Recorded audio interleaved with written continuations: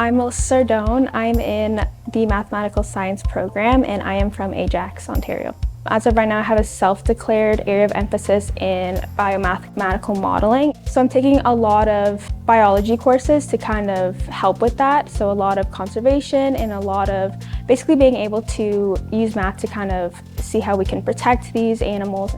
A really memorable course that I took was Math 4600. It is basically a research course, and I was able to work alongside a professor and basically use all of the tools I've learned in previous courses from first year, second, and third, and I actually applied them into my own learning. We worked with some computational analysis, so we looked at some models and we coupled them, and we sort of just looked at how some things affect the model and how this in turn would affect some of our climate change in the ocean.